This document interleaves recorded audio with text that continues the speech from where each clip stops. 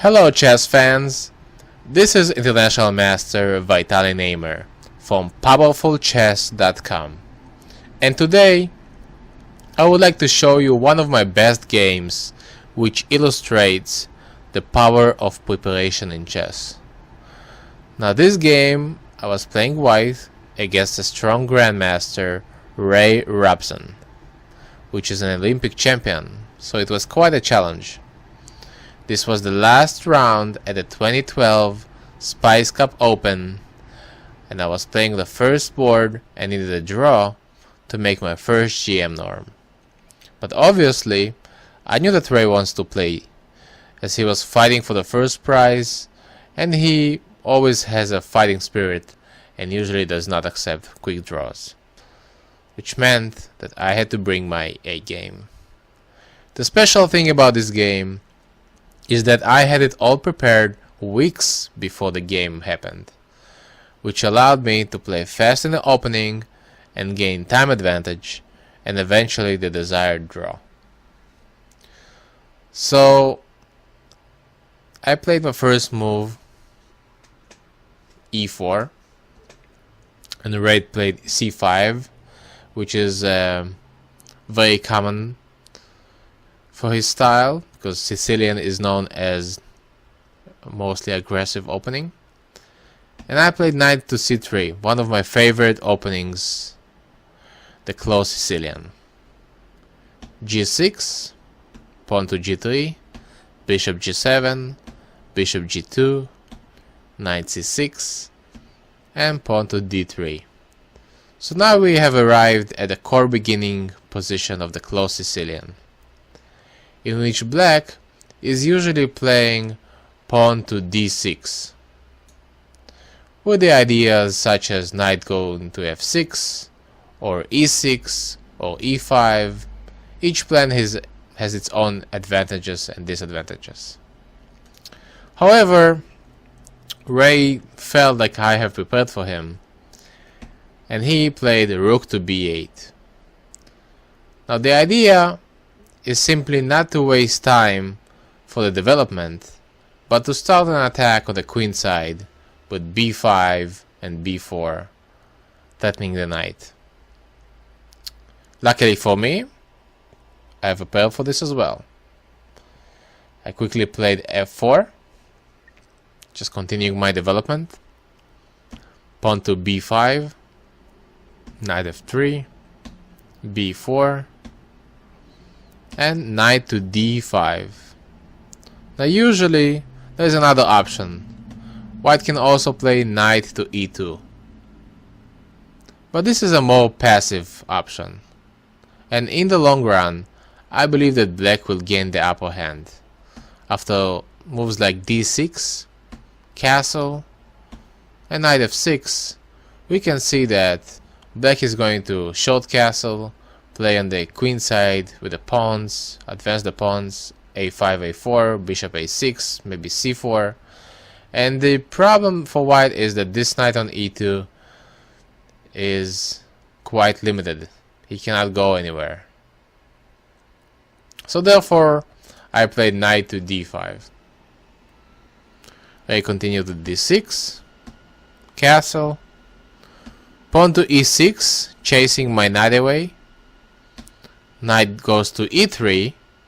Now I did lose a tempo, but the knight from e3 is much stronger. He's controlling squares like c4, d5, f5, and g4. So much more better than putting him on e2. Black continued with the knight to g2, e7. And now here I decided that it's time to develop another piece, the rook on a1. How do we do it? For this move, pawn to a3. Now usually the principle says that we do not need to move pawns in the side that we are weaker, but in this case I really wanted to activate my rook. So Ray played a5 to consolidate his pawn chain. I took and Ray took. So now we can see that this rook is much more activated. But how to continue here? Well, I saw that the black's king on e8 is still in that castle, so that gave me a hint. I should start attacking in the center. And two of the options I looked at home was e5 and f5. In this case, both of them are possible, but I chose to play f5. Now, if black takes with the g-pawn, exposing his king, white has a strong move, knight taking on f5, knight takes, and now knight to g5.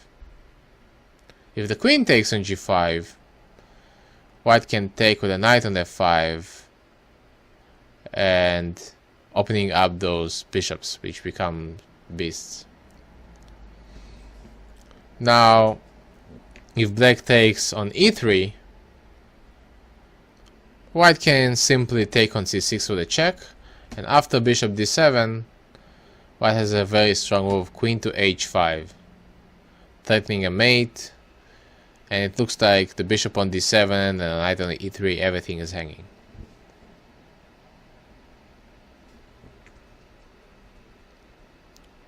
Now, if black would simply castle, again white has a strong move with a knight to g5, with the threat of f6, and at some point opening up the bishop on g2. So Ray played the correct move, and he took with the e-pawn. Why I took knight takes f5, knight takes f5, and bishop takes f5. Now in this position, it's white to move, but if it would be black to move, black can just castle. If we give him one more move, if he castles, then black would be fine, which means that I have to attack quickly. The two options are rook to e1, after which the game can continue knight e5, d4, pawn takes, knight takes, castle, exchanging, and here black has a pawn up, but white has enough compensation. In the game, I chose a more solid continuation with queen to e1. I figured that my rook on f1 is already activated, so now it is time to activate the queen. The idea is that now, if black defends with the bishop, then white is a strong move, knight to g5. Again, opening up all the pieces. If black plays knight to e7,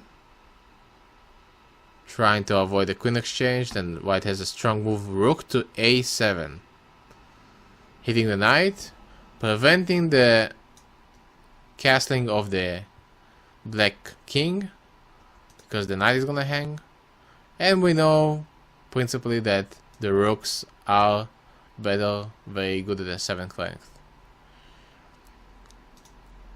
If Ray would defend with the queen, then the same idea would rook to a6, attacking the knight, and actually also the pawn because of the pin. So I chose the correct defense, knight to e5, and I continue my attack, d4, pawn takes d4, and now I took with the knight, attacking the bishop. Now, if the bishop goes back, then white has a strong move, knight to c6, forking the rook and the queen. And in case bishop takes with a check, king f8, white has a lot of compensation for the pawn. Black cannot castle, so this is definitely an advantage for white. If black tries to defend the bishop by queen d7, then here white simply can play bishop c6, using the pin of the knight to skewer the queen. So black chose chose the correct way again by just castling. And here Ray offered me a draw. Now the time on the clock was 1 hour and 32 minutes for me versus 41 minutes for Ray. So I was leading by 40 minutes, and actually I started the game with 1 hour and 30 minutes. So because it's an official game, I got time added to me. So I think that's one of the reasons why Ray offered a draw. And it felt like I knew all the lines, which I knew how to continue.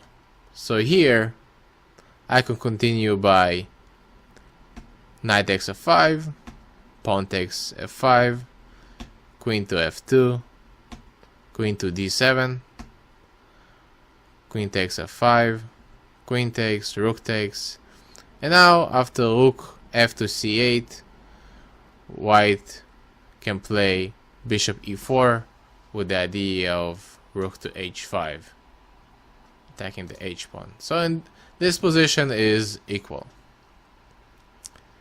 So after a bit of thinking, I decided to agree to the draw offer to secure my first GM norm and the second place in the tournament.